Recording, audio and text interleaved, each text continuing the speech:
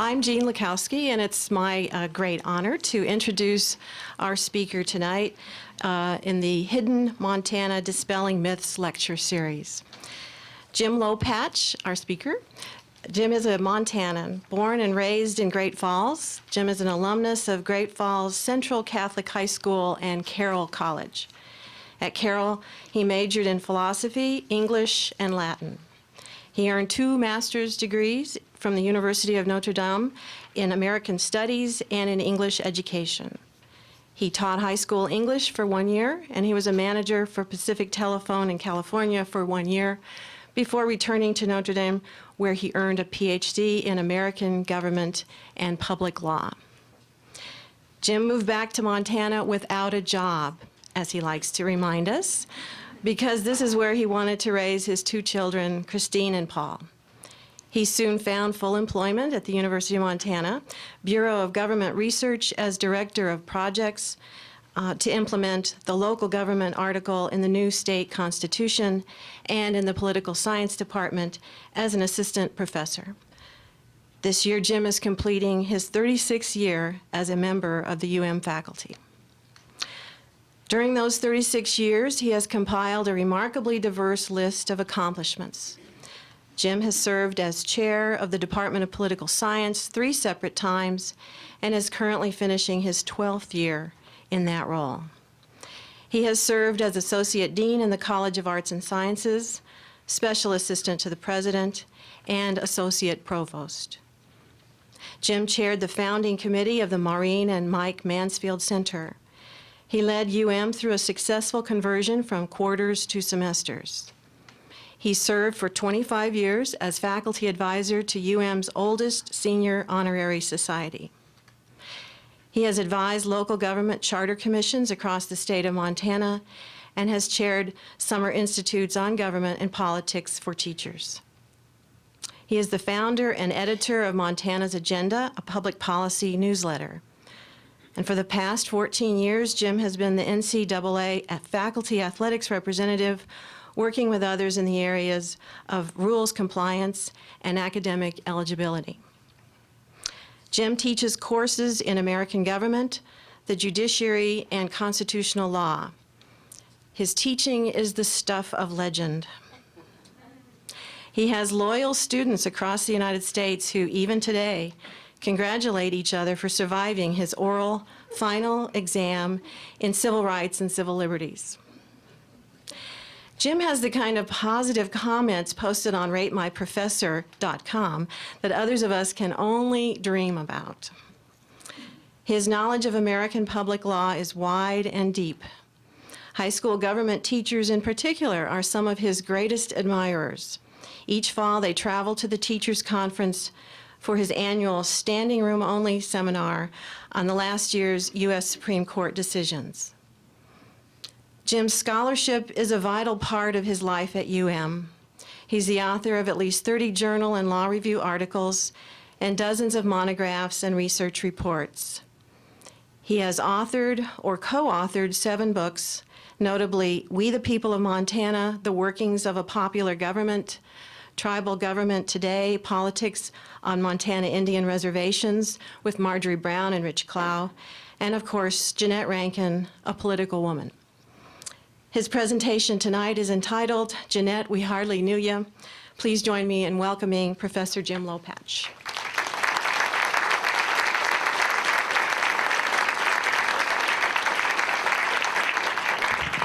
Thank you, Jean. It's nice to know you think well of me.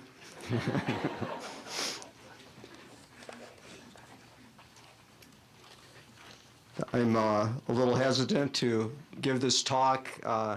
I look around the room and I see people that probably knew Jeanette Rankin, and I think they're going to stand up and say that she was not like that.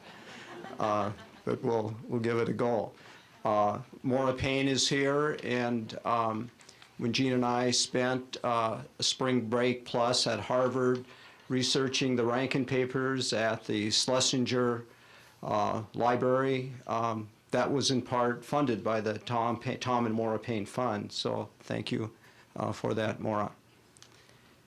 The The pictures up here, I'm going to begin with, as most of you know, that in the Capitol building in Washington, D.C., every state can place in Statuary Hall statues of two Montanans. And Montana chose to place there Charlie Russell and Jeanette Rankin. Mary Teresa Mimno, I think, I'm not sure about the pronunciation of the name, I've never met her, Mimnaugh, is the artist of the statue placed in Washington, D.C., and also of the one in the rotunda of the Capitol building in Helena. And she did these studies.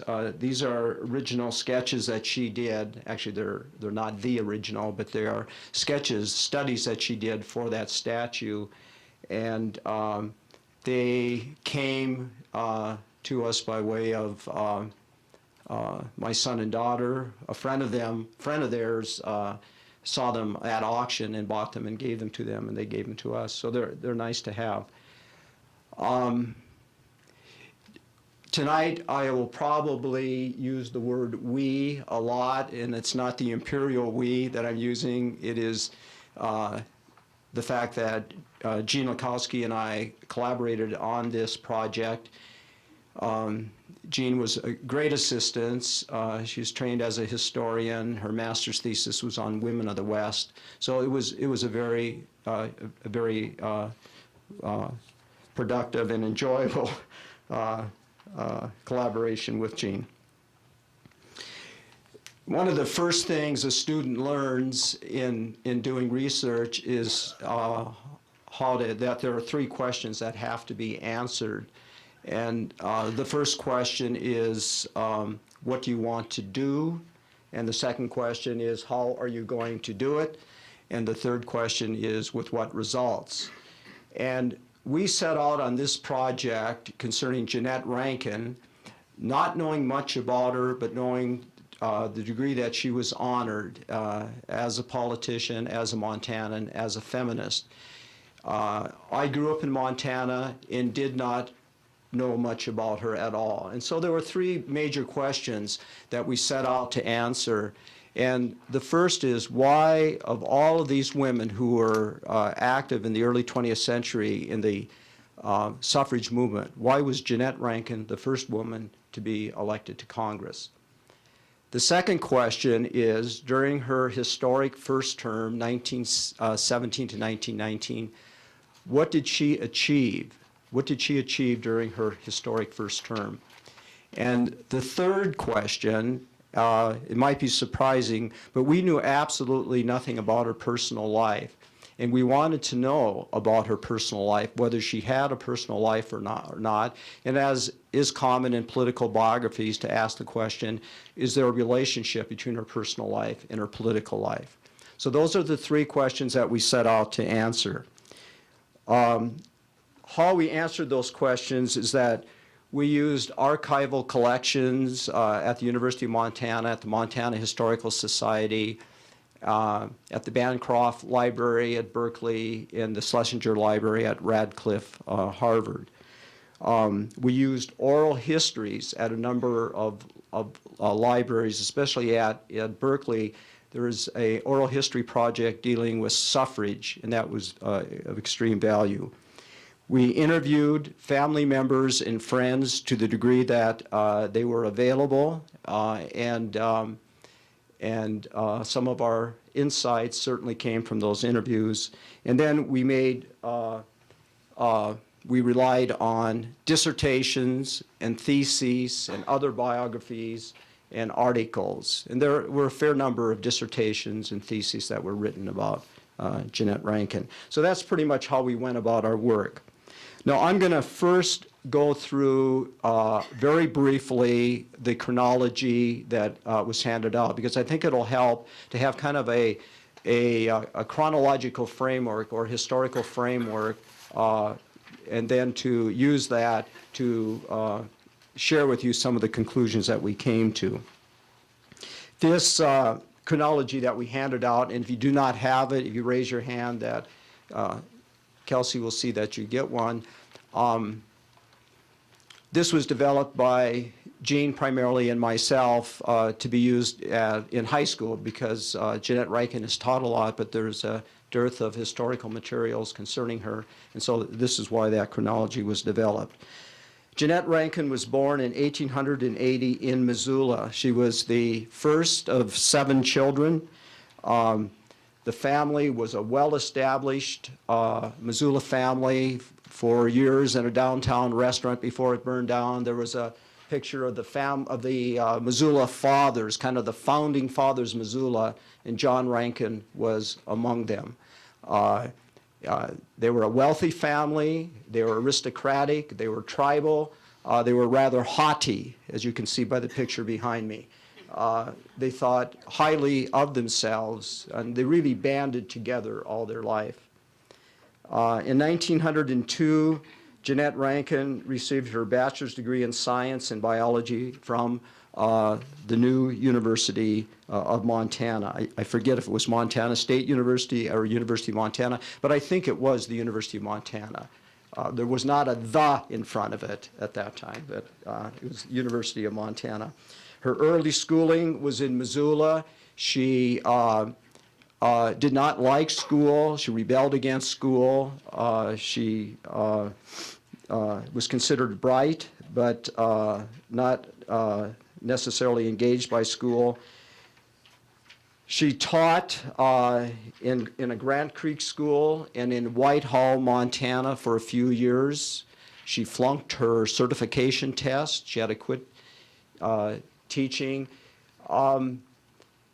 Something happened at Whitehall that one of her biographers told, now dead, Norma Smith, told Jean and me about. She said that it was an embarrassing thing at Whitehall, and she thought it was probably some sexual misadventure that Jeanette was involved in. And she said that she raised it once with Jeanette, and Jeanette got up and left the room. She was very angry that anyone knew about it. She returned to Missoula, and she stayed with the family. She studied millinery. She studied furniture making, and she was kind of lost and frustrated, and didn't know what lay in store for her. Her father died in 1904 of Rocky Mountain spotted fever. As I say, he was reasonably wealthy. Of the children, Wellington Rankin was the only son, and Wellington Rankin was clearly favored by the mother. Jeanette was favored by the father because she showed an interest in his political activities and his business activities. But Wellington Rankin was favored by Mrs. Rankin, Olive Rankin, and she turned over the family wealth and the family businesses, retail businesses, a sawmill, and other things like that. And so Wellington pretty much, from then on, managed the family wealth. Jeanette, on the other hand, was called upon by Mrs. Rankin to take care of the younger children. She was the oldest daughter. This is something that was very common. Jane Addams, in one of her books, referred to this as the family claim. That is, the family had a claim on the oldest daughter to take care of the children and run the household. And Jeanette really rebelled against this. She was very unhappy in doing this. And this certainly led to other things. In 1909, Jeanette Rankin went to New York City, and she enrolled in the New York School of Philanthropy. This was the predecessor to the Columbia School of Social Work. The New York School of Philanthropy was considered to be one of the top 3 schools in the country in the area of social science, the developing field of social science, the other 2 being Johns Hopkins and the University of Chicago. It was highly competitive. She got in, and she finished that work in 1910, and so she was prepared to be a social worker. But the most important thing that she developed there was this part of her lifelong ideology in terms of social evolution, not natural evolution, but social evolution, that if you change the environment, people will develop and they'll perfect themselves. Eugenics was a very important part of what she learned there. I think this the strong role of government. And also very important was her early associations with Greenwich Village, and we conclude that her associations with Greenwich Village were extremely important in her development and her outlook on life. Jeanette Rankin then returned to Montana, to Missoula, tried to do a little bit of social work and wasn't very successful at it. She went to Spokane, worked for an orphanage in Spokane, didn't like it. She went to Seattle, worked in an orphanage there, trying to place foster children. She did not like it.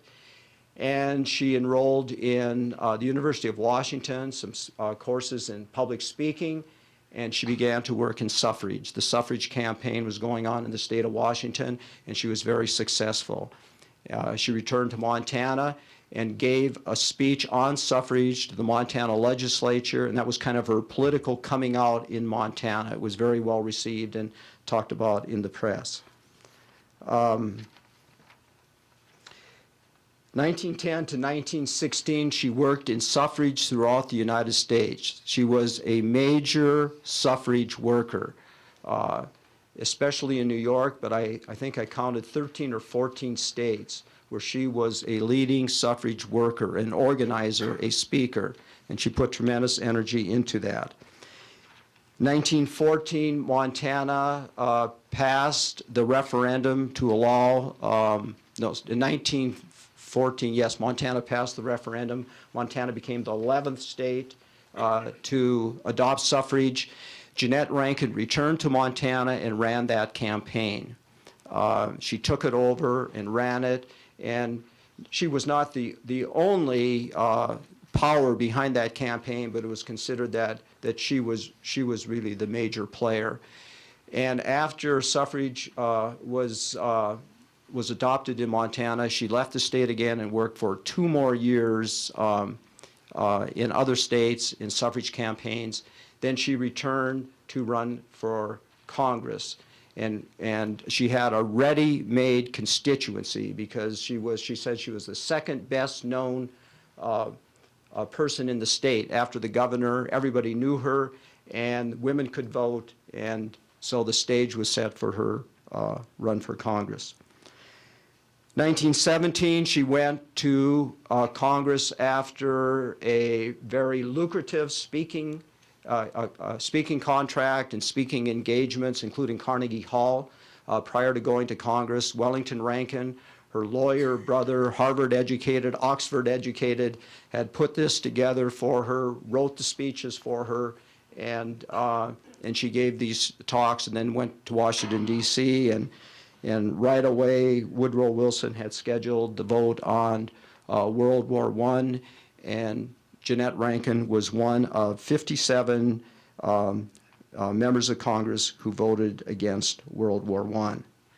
But because of pressure from Wellington, she immediately backed the war. She voted for the war against Austria. She sold war bonds. She voted for conscription. So she came out solidly for war after her vote against war.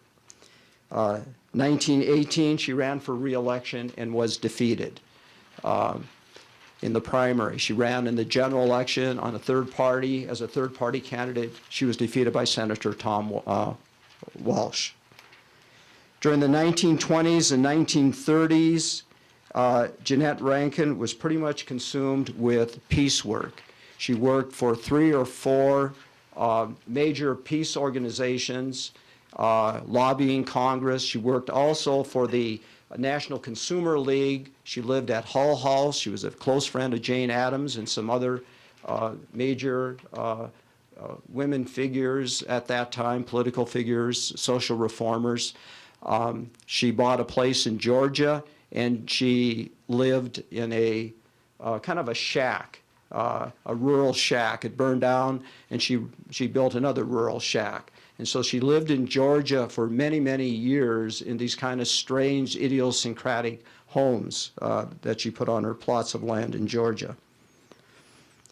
1940, she returned to the state as a hard-boiled pacifist. there was no equivocation now. She was a total, absolute pacifist. And the stage was set, fear of going to war. This was prior to Pearl Harbor, and she was elected pretty soundly to return to Congress after all those years of absence. So she was 60 years old at that time. She was of course, the only member of Congress to vote against war after Pearl Harbor, and that pretty much ruined for the rest of her congressional career. She said her congressional career and all the plans that she had for reform came to an end when she voted against World War II. After she left Congress, she struck a deal with her brother Wellington. Now, Wellington Rankin probably was the most powerful political figure in the state for many years. Wellington Rankin was probably the wealthiest man in the state for many years. Wellington Rankin was the biggest landholder in the state for many years. Wellington Rankin made a deal with her that he would take care of all her economic needs if she would take care of their mother. And she agreed to that, and so, as one relative said, in a gruesome apartment across the street from Wellington's office in Helena, that Mrs. Rankin lived with Jeanette, and she died in 1947. And then Jeanette was well healed, and she traveled, just constantly traveled, 7 trips to India. She traveled all over the United States, and many trips to New York. And so she was just constantly on the go, and would spend usually summers at one of Wellington's ranches, usually the Avalanche Ranch outside of Helena. But other than that, she was pretty much traveling or spending time at her place in Georgia. Wellington died in 1966, and his estate in today's dollars is worth about $58 million. He gave a bequest to each of his sisters. Each received, in today's money, about $490,000. So that pretty much took care of Jeanette then and the rest of the sisters. And she, with that money, she thought seriously of running for Congress again in 1968. She was 88 years old then. She thought seriously of running for Congress. She finally decided against it. She didn't want to stake all of her money on that when it was an uncertain thing. And for the rest of her days, she and a young law student who she kind of co-opted traveled the nation, constantly on the go. And she was pushing her last 2 big reforms. One was to do away with the Electoral College and to adopt a preferential system of electing the president, and the other was for multi-member districts, that where a state had more than 1 member of Congress, that they should use multiple member districts. And she died, in her family finally talked her into, with her sister Edna, getting a retirement condominium in Carmel, California. She died in May of 1973, just short of her 93rd birthday. The last day she was watching the Watergate hearings, and in a kind of a common room in the retirement home. And she left a note for her attendant, and the note said, I want to get back to my apartment before the garbage man comes. So that's how she saw the Grim Reaper, as the garbage man. And she had pretty much figured that she had given everything she had to her causes, and there was nothing left. And so she was ready to accept death. She asked the physician to induce suicide or induce death, but the physician refused. So she pretty much starved herself to death then in those last days. Her ashes were scattered over Monterey Bay. She wanted no funeral, and most specifically, she wanted no Christian burial. She said, I don't want any goddamn Christian words spoken over my grave. And that's fairly typical Jeanette. I saw there was a poll of religious beliefs in the United States that came out the other day, and I noticed that 27% of Americans do not want a Christian burial. I'm sure in her day she was more by herself, but I think she always felt that she was ahead of her time, and I think in that way she was. Now I'm going to talk about, just set out rather directly, some of the common wisdom about Jeanette Rankin, things that you routinely read in encyclopedia articles or internet postings or things like that about Jeanette Rankin. And to some degree these are myths, to some degree they're not myths, but they are I'm going to be addressing these from now on, this common wisdom about Jeanette, and give you what Gina and I concluded. And a lot of you know this, is that this was a long research project. We had an unbelievable amount of material. A lot of it was discrete material. And we literally had boxes of stuff. And then you have to interpret it. And we went into this project totally open. I had absolutely no preconceptions about Jeanette Rankin at all. And so our conclusions are, as honestly as we could do, what our information drove us to these conclusions. And so that's what I'll be giving you. Now here are 10 points which I would consider to be common wisdom about Jeanette Rankin, some true, some not true. She was a Montanan first, and always and rightfully the first daughter of the state. And she's still seen like that, that you hardly can go anywhere in Montana where you're not confronted with a poster of Jeanette Rankin or something like that, a school named after her, a building named after her on campus. So that she was a Montanan first. Secondly, as the National Organization for Women recognized, she was the leading 20th century feminist. National Organization for Women voted her the leading 20th century feminist. Thirdly, concerning suffrage, she campaigned for suffrage with high principle and without compromise. Now, there's a lot written about the darker side of suffrage. That is, how suffrage workers used ruses and, contrived arguments in order to get suffrage passed. And Jeanette Rankin is represented as one of those who did not resort to the end justifies the means. Fourthly, she was elected in 1916 because of the women's vote. There were no polls then, but generally it's thought that it was the vote of women that put her through in 1916. The Great Falls Tribune, there was one article in the Great Falls Tribune, and it said that they sent one of the reporters out to a couple of the voting places, and the reporter came back and said that was a good turnout, and about half of the voters were women. So, you just have a few things like that. But it appeared that women were a factor, but generally it says that it is said about her that is the factor. The fifth, she voted in 1917 against World War I because of pacifism. That is, it was a pacifist-based vote. Sixth, she lost in 1918 because of her anti-war vote. People turned against her because she had voted against war. Seventh, from 1920 to her death, when she was a very active worker in the anti-war movement, that she espoused a principle and a coherent pacifism, something like Jane Addams, that she had a philosophy of pacifism was principled and coherent. Eighth, she lived a Spartan personal life, primarily in Georgia, because of poverty.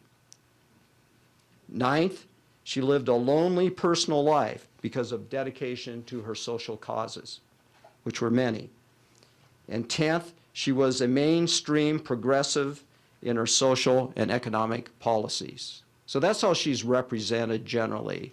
And our conclusion is that a lot of those are not so, or they're only partially so. And so that's, for the rest of the talk, then I'm going to share with you our major research conclusions. The first thing has really nothing to do with that common wisdom, but I think it's interesting and really important. Jeanette Rankin had a distinctive personality, a very distinctive personality, and was shaped by her mother in a negative sense. She really rebelled against her mother, reacted against her mother, and was shaped by her father in a more of a positive sense. And I'm going to give you some quotations just to probably be easier for me and probably more efficient to make these points. John Rankin was suited to the frontier. He was a large, strong, red-bearded, and bull-headed man, always ready to fight. And that's interesting. Now, Wellington was always ready to fight, and Wellington did fight. Wellington was, he was on the boxing team at Harvard. Wellington taught his friend Gary Cooper how to fight so he could use it in the movies. Jeanette was feisty. She was unbelievably feisty, but she was a feisty pacifist. And then John Rankin wrote to one of his nieces in Michigan, and he said, "Seems to me that I have too many irons in the fire. I am swamped with work all the time. I have no time to call my life my own. I get nearly wild sometimes." And that's the way Jeanette was. Jeanette could not sit still. She could not sit still. Jean always said that she had the energy of 3 people. She just was on the go. She had tremendous energy, and I think she got that from her father. Then Olive Rankin, after her husband's death, became self-isolated and took on the notions that her family should serve her and that visiting should be done in her home. She became a very passive but domineering woman, and she told every one of her daughters that when you have a child, my grandchild will be born in this house. She really tried to run things, but she became extremely passive. She pretty much abdicated all of her family duties and gave them over to Jeanette, which Jeanette rebelled against. She became, this is Olive Rankin, increasingly inert but domineering, always with something wrong but tough. And she pretty much ruled her children. Kind of from the chair. So I think she inherited things from her father, and I think that she rebelled against that image of a passive woman that was represented in her mother. The second conclusion is that Jeanette Rankin identified far more with East Coast values than with Montana values, and this got her into trouble.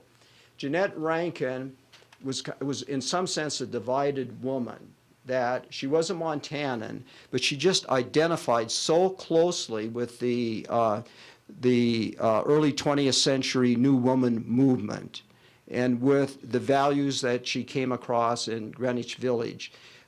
So many of her friends throughout her life stem from her associations with Greenwich Village. And there's a couple quotations here. This is a fairly well quote, that we read that there was a diary, but we had a hell of a time finding anything like a diary. But this was one entry in a journal that she made, and it was, "Go, go, go." This is, I think, in her very early 20s. "It makes no difference where, just at the first opportunity, go." And I think Jean and I have no doubt that this just symbolized her frustration in Montana. She wanted to get out of the family, away from her maternal duties. She wanted to get out of Montana, and at the first opportunity she did. She went to the New York School of Philanthropy. Her sister Edna Rankin. Edna was a very well-known woman. Edna Rankin is the first native Montana woman to graduate from the law school. She was told to go to law school by Wellington, so she did, but she didn't want to. And she then became a a principal worker in the birth control movement. She worked for Margaret Sanger, and she worked for Clarence Gamble in the Pathfinder Fund.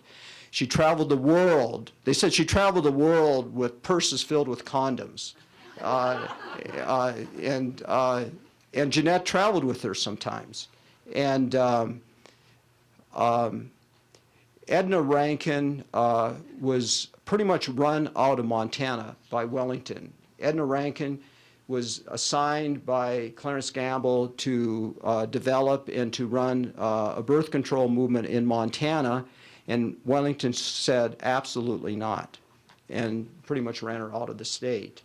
And in her own biography, there's a biography written about her, Edna Rankin said, and this ties back to what her views of Montana were, she said, I disliked my experience in Montana so much that I hadn't realized how much I had repressed it. And so these were not happy times, I don't think, for either of those daughters, that their times in Montana. Edna referred to the time they lived together in New York as our Greenwich Village days. Jeanette Rankin had many, many close associates who were leading lawyers and authors and social reformers and all kinds of leading women who were part of this club called the Heterodoxy Club, based in Greenwich Village. And a woman, Judith Schwartz, who wrote a book about the Heterodoxy Club, says, throughout Greenwich Village, radicalism was in the air. The sexual mores were free love, heterosexual, homosexual, and bisexual. The prevailing value system was feminism. The dominant political ideology was socialism. And that really describes Jeanette Rankin pretty well. And I know that's probably shocking to some, but it really does that in what she espoused and what she said to others, that as I see it, those were far more her values than the values of Montana. Other East Coast values was socialism. Her close aide, Belle Fliegelman, wrote that they were called communists during Jeanette and her staff were called communists during the first term in Congress. And Belle, where she was developing a book about Jeanette, but she never published it, but at Harvard we came across her manuscript, said, we weren't communists, but we knew there should be a change in government. It was that general attitude that made them call us Reds. And so Jeanette was just a little different, and so they stood out, and they stood out because they were open to the Bolshevik Revolution. Well, there's some other things there I think I'll pass over for now. I'm going to go to the next conclusion. And it is that suffrage shaped Jeanette Rankin's political identity, and it compromised her principles. Suffrage shaped her identity and compromised her principles. She learned all her political tricks. She learned her campaigning style. She developed her great speaking ability in suffrage. And people commented on what a valuable asset she was in the various state suffrage campaigns throughout the nation. This was written by, I think this was written by New York suffrage leaders to James and Harriet Laidlaw, who were major national suffrage figures and mentors of Jeanette in New York.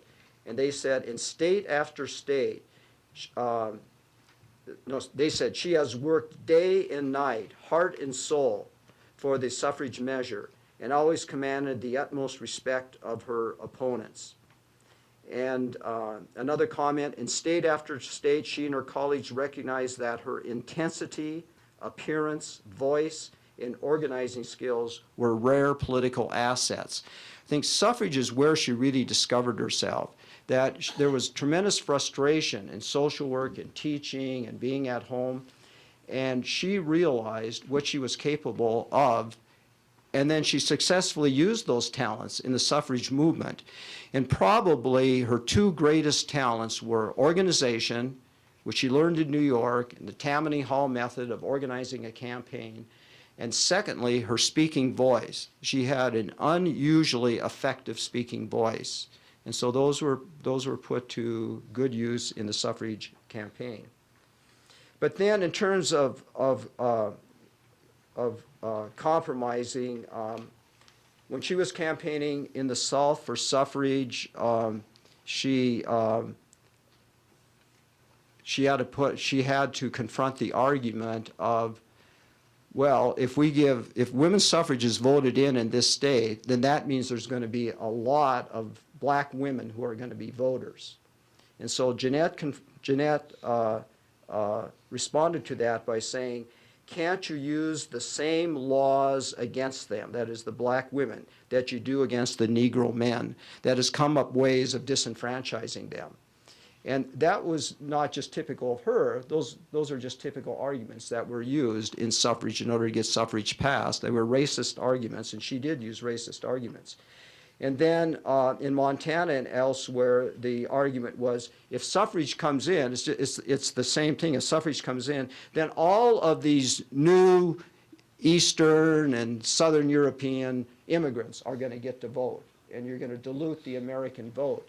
And her reaction to that was that effective participation by minority voters will be blocked by a flood of traditional American votes from women. So they would offset that. So there clearly are, a fair number of incidents where, in her approach to suffrage, the end, getting suffrage enacted, did justify the means. The fourth conclusion is that Jeanette Rankin's life was women-centered, both ideologically and personally. And this was one of the interesting things, is that when we started to find out what her personal life was like, we found out it was very women-centered, and her politics were unusually women-centered. And so there was a parallelism there between her personal life and her political life. Because when you hear some of the things that she said about men, you wondered, could she ever live with a man? And she never did live with a man. The only man that was really close to her was Wellington, who was really her surrogate father and her friend and her benefactor. She did have male associates. One of her closest male associates during her first term, 1917 to 1919, was Fiorello LaGuardia. He had a background similar to hers. He had kind of a radical streak like she did. He proposed marriage to her, and she refused. That in all of the letters we went through, there is just no evidence at all of a relationship with a man, but there is ample evidence of very close, romantic or not, it's hard to tell because of the rhetoric that was used, but very close relationships with a large number of women. Now, first of all, that she was woman-centered ideologically, politically. One of her closest associates was Mary O'Neill, and I don't know if you're from Butte, maybe you heard of Mary O'Neill. Mary O'Neill was a journalist. She was a radical. She was close to the IWW in Butte. Mary O'Neill was probably Jeanette Rankin's closest soulmate in Montana. And they communicated a lot. And after the election, Mary O'Neill wrote to Jeanette, and this is not atypical, talking to Jeanette, "You are the instrument used by a higher power through which to disseminate the spiritual force so necessary to the illumination of the ideals for which womanhood stands. It is the hour when the hands on the face of time turn upward for the new race being founded in this country." And the new race was women, and it was the role that women were going to play. It was the idea in feminism, it was this essentialist idea that women were essentially different than men, and women could contribute to politics, to social reform, to economic reform, things that men could not. And that was that idea. And then one of Jeanette's talks prior to her election, might it not, let's see, I think this was prior to the election, it might be a speech to Congress. Might it not be that the men who have spent their lives thinking in terms of commercial profit find it hard to adjust themselves to thinking in terms of human needs? Might it not be that a great force that has always been thinking in terms of human needs and that always will think in terms of human needs has not been mobilized? And that would be women, that they would be mobilized. And again, that's just a very typical comment from her. She said during World War II, after 4 or 5 more devastating wars, women will be willing to assert their primitive instincts for the protection of the young and do something about war. There will be so few men to protest because they're all killing themselves. And then why don't we shoot those men? I don't know. So, and it might be overinflated rhetoric, but it was typical of her views. Now, about her personal life, I had more in here, but Jean said I should take it out. So this is a family gathering. And this clearly is ambivalent. And I'll just mention a couple things. I think that Jeanette Rankin was lesbian, and I think she probably was a promiscuous lesbian. But Jean doesn't share that, I don't think, with me. And there's a lot written about the kind of rhetoric that women used in writing to one another and associating with one another, really very close friendships. So, and the only interest in this, well, one, is that we wanted to know, did she have a personal life and what was it? But secondly, is this, that appears to be this very strong connection between a woman-centered personal life and a women-centered political life. So one of the I remember when we were in Boston and reading, and one of us came upon this, and we thought it was very interesting in one of these dusty letters we were going through. And this was in the Ohio suffrage campaign. And Jeanette Rankin was a young woman. And she was sent there. And the Ohio suffragists were waiting for her because of her reputation that she would really spearhead their campaign and put them over the top. And then she became sick and kind of despondent. And the head of the Ohio suffrage movement wanted to know what was going on. And she was writing back to Harriet Laidlaw in New York, who was really a major figure in the national suffrage movement, about Jeanette, kind of the star campaigner. And so Harriet Upton is writing to Harriet Laidlaw, and she's relating that she had this conversation with Jeanette, and she says, "Now, Miss Rankin, I believe you are going because of the beau, B-E-A-U. That is that you're depressed, and you've been getting all these letters, and I see they made you more depressed." And Jeanette Rankin answered, "No," with an exclamation point, "I am going the other way." And so that's ambivalent, and the record just is filled with things like that that just make you believe that she had decided in her personal life as well as in her political life that it was going to be woman-centered. The next conclusion is that Jeanette Rankin was enabled economically and dominated politically by Wellington Rankin. And I can't emphasize this too much. He pretty much ran her life. He was really a domineering person, extremely bright person, probably a better speaker than she was. He was a very influential person. Here is what one of his, this was after he lost one of his Senate or congressional races. He ran 9 times, and this is what one of his friends said. He said, "In the minds of the public, it was not a congressional race, but it was a race between 2 sons of bitches. Unfortunately, the public considered you the bigger of the 2. And that's how people saw him. That is how they saw him. Lawyers saw him that way. Judges saw him that way. He had very questionable professional morals as a lawyer, as a politician, and he used his money to get what he wanted, and he used his money with his sisters. One family friend said, although Wellington sent them money, bought them cars, gave them legal and investment advice, prepared their taxes, paid for their vacations and medical bills, and financed their annuities and children's educations, he also preempted their lives. That is, he was in charge of things. He always came first. One of Jeanette's political colleagues said, who ran against her and was defeated by her, I always thought he guided her, that's Wellington, that she didn't move unless he made the decision, the command decision. Then here's a series of excerpts from letters. This is in 1942. This is when Jeanette Rankin is in Congress. This is when she is a member of Congress and Wellington is back home thinking about running for the Senate.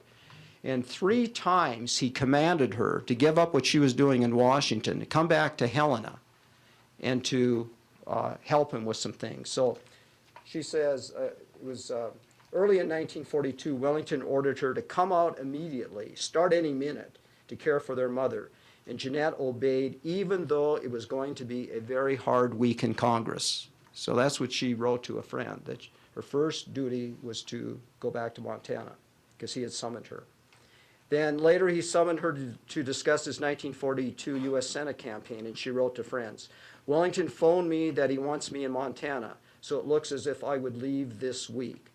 And then 5 months later, he wanted help in his campaign, and she told another friend, we all must work, and it looks as if I will leave this week. So that was fairly typical of what the role he played in her life.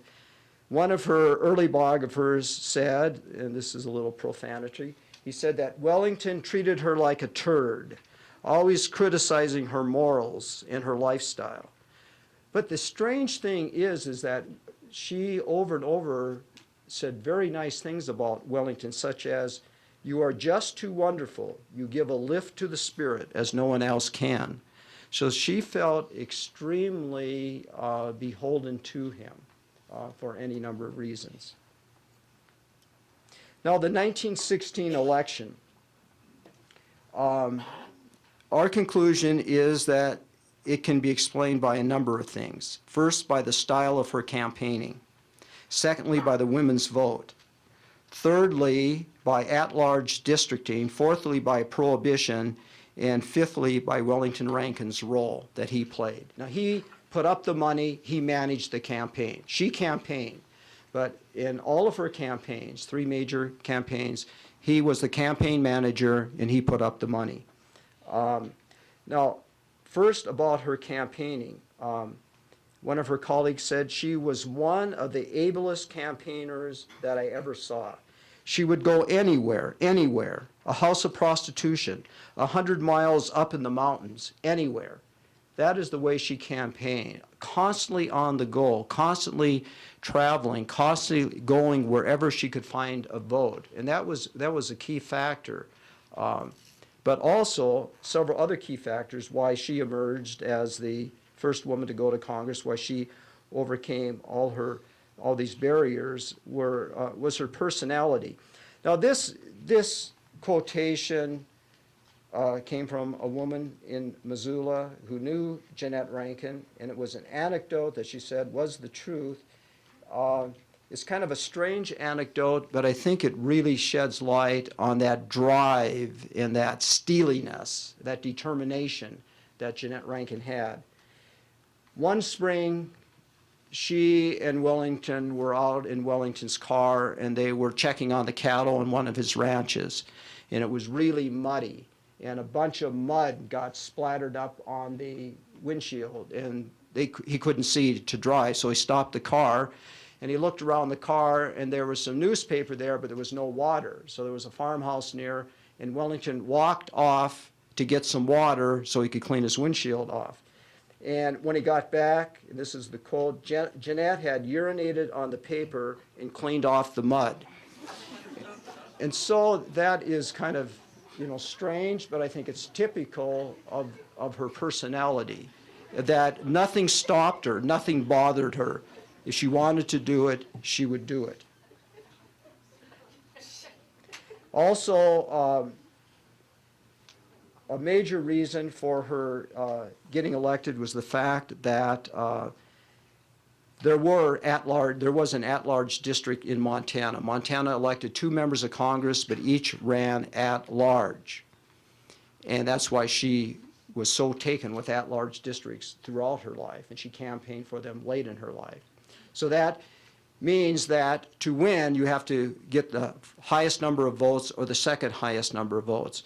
And Jeanette came in second. Jeanette did not win that race. She came in second. She got the second highest number of votes, and she got the second seat. That is that if it was a one-on-one race, she probably would not have been elected. So the at-large district was very important. Also prohibition. And this is also surprising. Jeanette Rankin's campaign and race was not the big issue. The big issue was prohibition in that race. Prohibition brought into the campaign, brought out on election day all kinds of people who probably otherwise wouldn't have voted. They voted as wets or they voted as dries, but they were really motivated.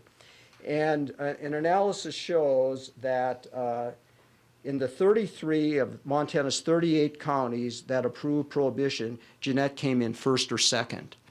And so she got a lot of those prohibition votes. A lot of those votes also evidently voted for her, and that appears to be a big factor, that they were drawn in, and as long as they were there, they voted for her. And lastly, Wellington. Wellington was not an ethical person. He was a cheap, wealthy, Scrooge-like man, gave very little to charity, kept the money to himself, cut corners legally and politically.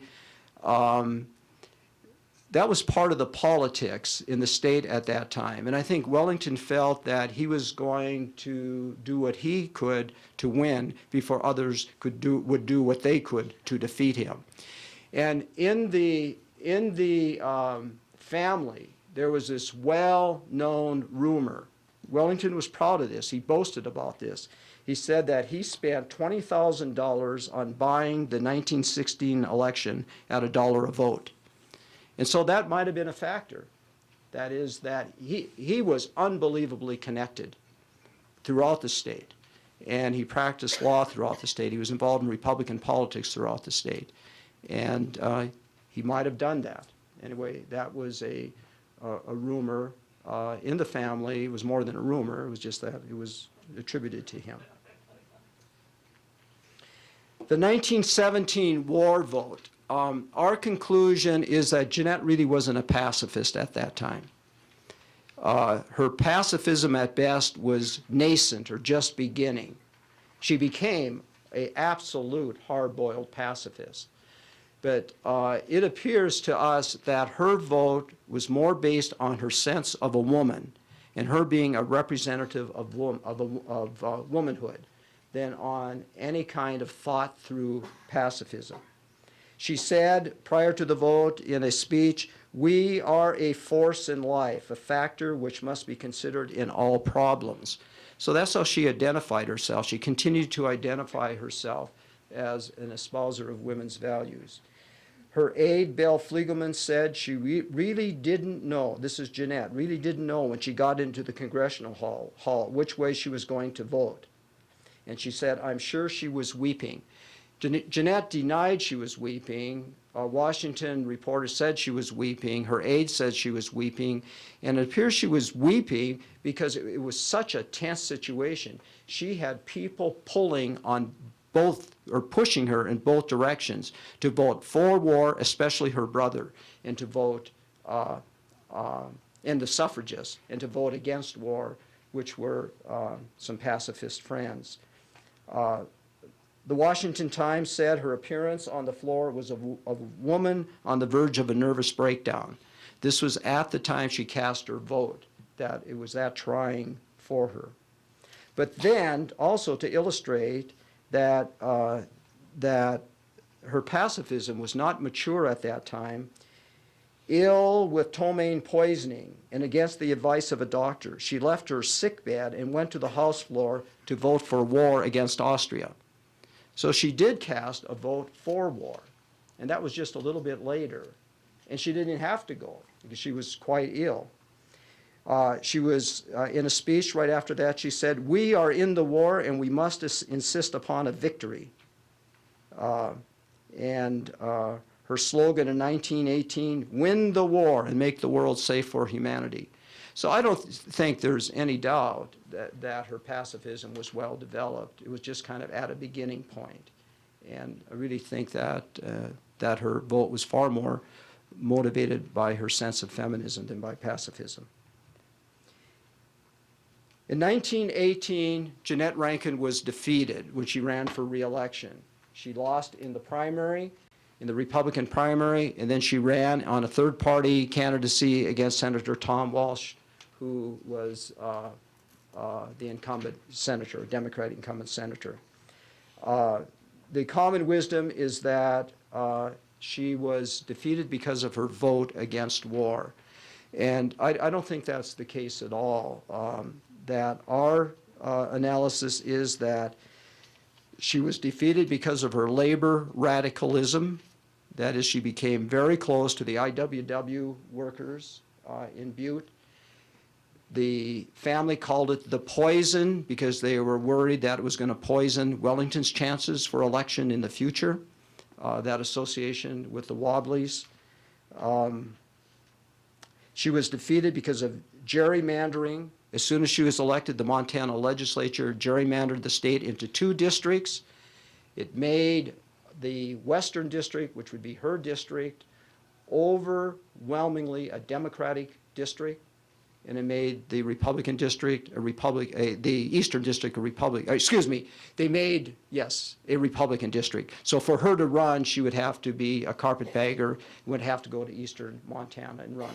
And she and Wellington discussed this. They decided against this. She ran for the Senate then and was defeated by Senator Walsh. Now, it's also interesting that the suffragists turned against her, that you would expect that national suffrage leaders would have supported her, but they supported Senator Tom Walsh. He was one of the leading advocates for suffrage in the Congress.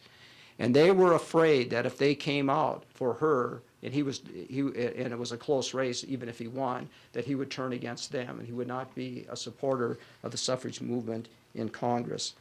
Now, for example, one of the most respected newspapers in the state at that time, the Lewistown Democratic News, said, "We heartily wish that some of the excellent things that she has done might balance her single mistake of lending her support to the IWW leaders at Butte, but we cannot bring ourselves to that state of mind." And so everybody forgave the war vote. In fact, they accepted it as a vote of a suffrage leader, of a woman, and they forgave that. But they would not forgive her association with the IWW and her espousing their cause during the strike of 1917 in Butte. The Great Falls Tribune said about the same thing.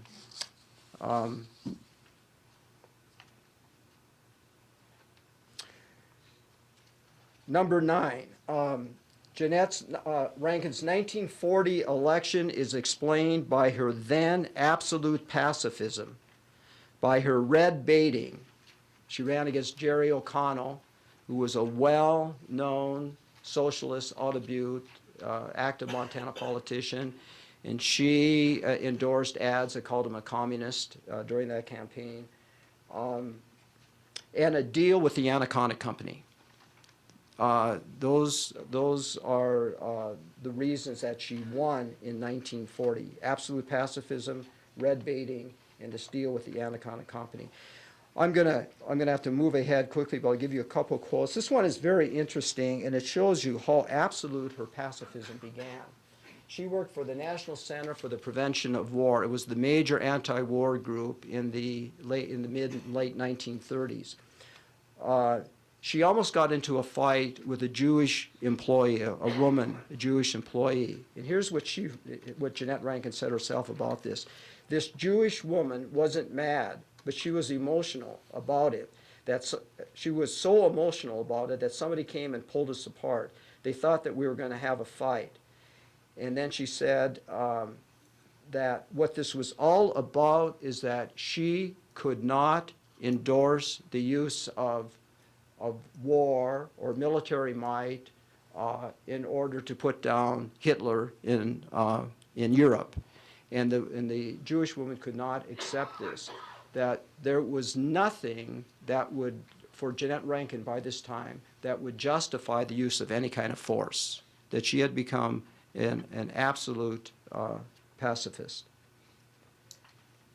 And then this deal with the Anaconda Company, this was worked out by Wellington. And the Anaconda Company said that we will stay out of the race between you and Jerry O'Connell, because it doesn't really matter which one of you wins. It's bad for us. We're going to stay out of the race. But if you promise you won't run in 1942, that's what we want out of you, because we want Mike Mansfield. Mike Mansfield is our candidate. We're going to back him in 1942, and they did, and he won. And so she promised she'd stay out of the race, and then they promised Wellington that they would support him in his 1942 Senate race. So that was a major part of that election. And again, that was all engineered by Wellington Rankin and enabled her election. The next conclusion is that throughout her life, especially in her later years, Jeanette Rankin espoused a radical utopian political ideology. She was very much a radical. And to give you some examples of her ideas that were central to her political life. Eugenics, but then so many people were backed eugenics. President Roosevelt, Theodore Roosevelt, backed eugenics, but she very strongly backed eugenics. She said, to take away the marriageable men would force women in selecting husbands to draw upon the less desirable classes and types and produce a generation far inferior to the standards set in this country. And she said things like that fairly often. She espoused this kind of social science radical ideology. She said that the Montana State Orphanage should become a model of child rearing. The effect of work and play and idleness on character building could be studied 24 hours a day, and this storehouse of information could be used in a scientific course. So there was that part of social science, to use social science to drive policy. She was a strong backer of Huey Long. She said that she wrote to him and said she appreciated his efforts to redistribute wealth. She was depressed when he was murdered. She told Wellington that nothing but chaos lies ahead now without Huey Long. She was against the profit system. To a constituent, she wrote in her second term that our present efforts must be directed toward a peaceful elimination of the profit system. She thought everybody should get the same wage. She testified to Congress that Congress should pay whatever the soldiers' wages to everyone, beginning with the president.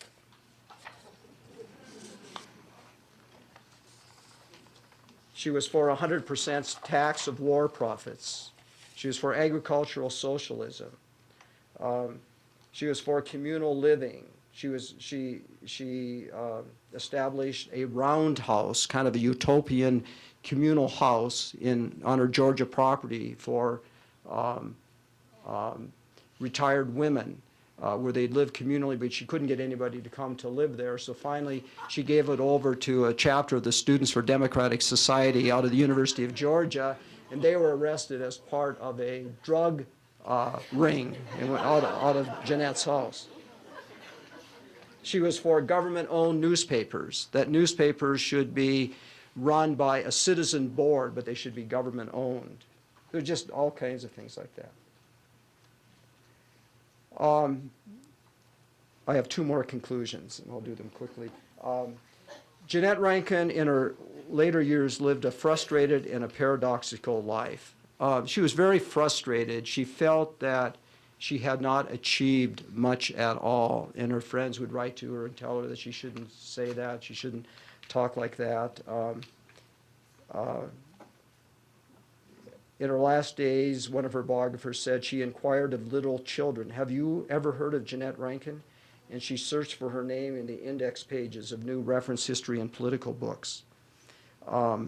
So it's that sense of futility, but also she suffered throughout her life of serious neuralgia. She had excruciating face pain, and that bothered her a great deal, and it appears that that's one reason why she had to keep moving. That constant motion and traveling and doing things distracted her and seemed to alleviate that pain. Then about money,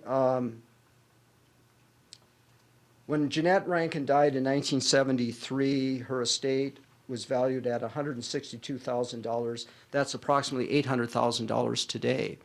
So she was not a poor woman, and her sister Edna said this about her. She said she had a peculiar sort of neurosis of wanting to appear poor. Jeanette felt that she must advertise that she was desperately poor when she was not. She did have quite a bit of money. Wellington bought her a ranch and stocked the ranch and used his employees to run the ranch, and she got the proceeds from that ranch. He bought her a large annuity. He gave her constant gifts of stock. So she was a fairly well-off woman, but she lived this kind of paradoxical life of being poor. And and this comes from the research done by Joan Hoff Wilson, who some of you know. She wrote 2 articles on Jeanette Rankin, primarily dealing with her foreign policy. And she says, and we saw this in the materials we went through, there's no doubt about this, during the Vietnam War, Jeanette Rankin even held stock in companies that produced modern weapons of war. She would write to her sister-in-law and Helena, inquire about how these stocks were doing, like Boeing and Lockheed, and they were major war manufacturing companies, and she derived benefit from that, which is just one of those paradoxes in her life.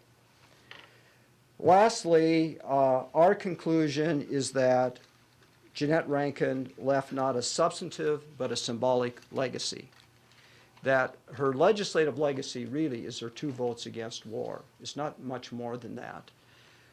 Her symbolic legacy, and this was said by the New York Times, given her electric presence, she was eminently suited to symbolize the emergence of women in national politics. And that is what never can be taken away from her. Her campaigning, just her hard work, her drive, that she was the first woman in the world to be elected to a national parliamentary body. And a lot of that was due to her personality and to her drive. And that, I think, is really how she should be recognized and remembered. And it's not unimportant. I think it's quite important, because she really overcame, as any woman would have had to overcome in 1916, a significant number of barriers to get elected, and she did that. So our conclusion is that is her legacy, and it's more of a symbolic legacy. Thank you.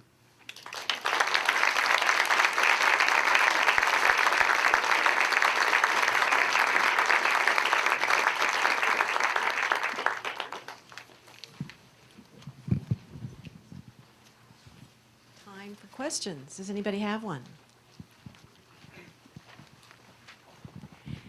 Did she ever Did she ever change her views towards minorities, or did she remain basically racist? Or No, she was not racist. It was just a good question. She just used that as a means of selling suffrage, but she prided herself on being an advocate of civil rights, and she prided herself in espousing the cause of American Indians in Montana. She had close friends in the civil rights movement, black women. So Wouldn't you say that I wouldn't say in any way that she was anti-civil rights. One of the big problems she had, though, was with the later feminists. And she felt that they were concentrating far too much on reproductive issues. And she had this confrontation with a woman feminist, and she said, she says, vaginas, vaginas, vaginas. All you talk about are vaginas. I'm getting the hell out of here. And her point was is that they should have backed pacifism, and and she felt they were missing the boat. But no, she wasn't a real strong active worker in civil rights because she gave herself so much over to pacifism in her later years. But I wouldn't say she's racist, no. Well, that was her chief cause was pacifism. Yeah. Yes. Okay. Did she know Alberta Bear? I don't know her. Certainly, her sister-in-law, Louise Rankin Galt, knows Alberta Bear, but I don't recall that name ever coming up in all the stuff we went through, all the letters and things like that. I think that the Bear Ranch bordered on one of the 71 ranch of Wellington Rankin by 2 Dot, I think. And they also traveled a lot, just seemed like there was a lot of similarities between Yeah, their lives. yeah, but I don't recall the name came up. I don't understand how she got interested in going to live in Georgia. I mean, where did that idea come Well, from? first of all, and this is, of course, speculation, but I think Wellington did not want her in the state. The state was his turf. He was going to get elected to the U.S. Senate, but he never did. And I think he felt that his sisters could embarrass him. And there was some correspondence that Jeanette, one of her woman friends, she invited out to the ranch to stay, to Wellington's ranch to stay a while. But she made it very clear that Wellington wouldn't be very happy to have Jeanette's friend there. And so I think that she wanted to strike out on her own. She chose Georgia because it was inexpensive and she could buy land cheaply. It was relatively warm during the winter and her mother could live with her there. It was close to Washington and New York, and she liked to visit Washington and New York a lot. So I think those are the main reasons. I'm just curious, why was Wellington so against birth control in the state of Montana? For political reasons. You know, Margaret, no, see, I asked why he was so against birth control in the state of Montana. yeah, it was that he thought it would be politically embarrassing, and that he would be identified with his sister Edna's campaign, and it would harm his political chances. So I think it was fairly clear that that was the reason.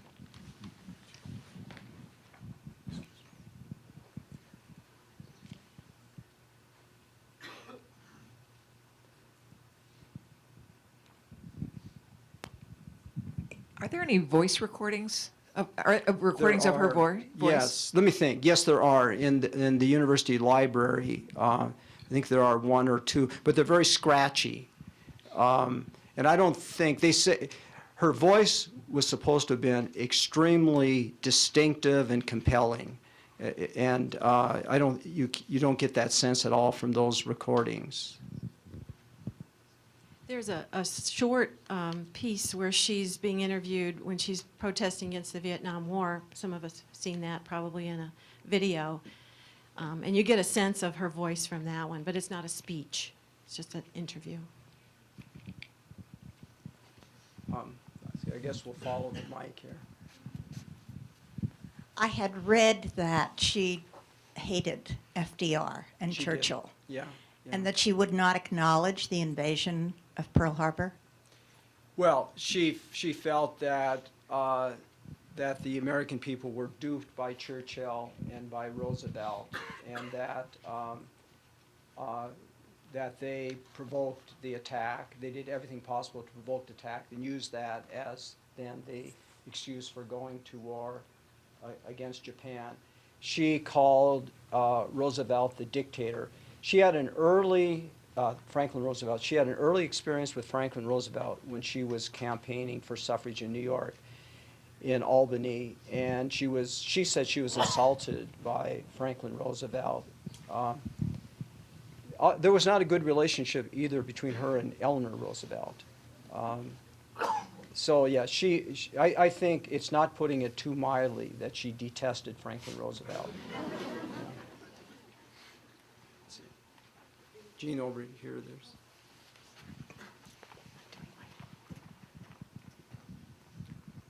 Did Wellington, was he a family man? Did he have children? No, well, this is interesting that Wellington came back to the state. He had graduated here in something like agricultural economics. Then he went to Harvard and got a degree in philosophy. Then he went to Oxford and studied there for a while. Then he came back to Harvard and graduated from the law school at Harvard. Then he came back to Montana. And he joined this firm in Helena. And this is now the Shanahan firm. This is the predecessor of the Shanahan firm. And one of the partners was a guy named Wallace. He's a well-known American lawyer, and he was living in Helena. And Wellington married the daughter, Elizabeth Wallace, the daughter of the senior partner, I guess, in that firm. And their marriage lasted a very short time. She did not want to be bullied by him, did not want to be controlled by him. She did not like Montana. She went off to Europe. There's a great letter where she writes back and telling Wellington it's all over. So that did not last a very long time. And so for years and years, he was not married, and he never had any children. He had all kinds of women friends, and the letters are filled with his escapades with his women friends. Then, in the early 1950s, he married a young law school graduate who was working in his firm, and she was a two-term county attorney from Lewistown, Fergus County. And her name was Louise Raplogo, I think. And she is his widow. She inherited almost the entire estate. She married Jack Galt, and she lives on the 71 Ranch now. Louise Rankin Galt lives on the 71 Ranch next to the Bear Ranch, I think. Yeah, Wellington had no children and was married twice, but most of his life he was not married. Where is the Rankin Mansion in Missoula? The Rankin Mansion was where the Jiffy Lube is now, I think, or something like that. Close to the Edgewater, there is that right at the corner of, would it be Main and Madison, Main and Madison. Yeah, there's a gas station, Jiffy Lube, and we think that's right where it was. It was, they spoke of the Greeno Mansion. They were friends of the Greenos. An interesting story is that the Greenos were very strong Christian scientists. And two of the Greeno sisters drove out in a buggy to the Grant Creek Ranch. That's where the Rankins lived during the summer. And Olive Rankin had cancer. I think she had breast cancer. And the two Greeno sisters interceded for her, and she was cured. Olive Rankin was cured. And Olive Rankin became very strong Christian scientist. Wellington became very strong Christian scientist. They all became very strong Christian scientists except for Jeanette, because she would have nothing to do with religion at all. And Grace, I think, one of the younger daughters. But everybody else was Christian scientists. And so, anyway, they were close to the Greeno Mansion. They had they had really, it was really a fine mansion. John Rankin was a builder, and he built things well, and he built that mansion. And so it was, ironically, it was a very well-appointed mansion, and It's where Jeanette grew up, but she lived in a shack in Georgia in her later life. Are there pictures of it? Yes, there are. Yeah. One question and a comment. Are there any descendants of the Rankin family still living in Montana? Not that I can't think that there are. There are descent. A lot of them went to Harvard. The sisters who married and had children, children had children, but I can't think of any that are living in Montana. Then my comment, perhaps you and Jean have come across a new formula for window cleaner.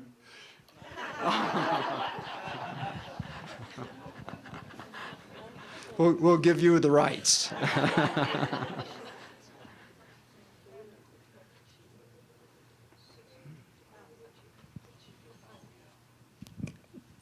I'm Betsy Mulligan-Daig. I'm the director of the Jeanette Rankin Peace Center, and I just wanted to thank you for all of the research. It was fascinating reading the book and listening to you tonight.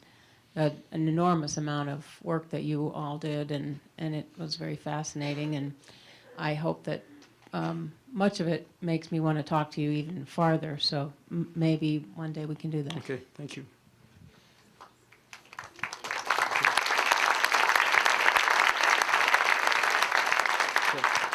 That's it.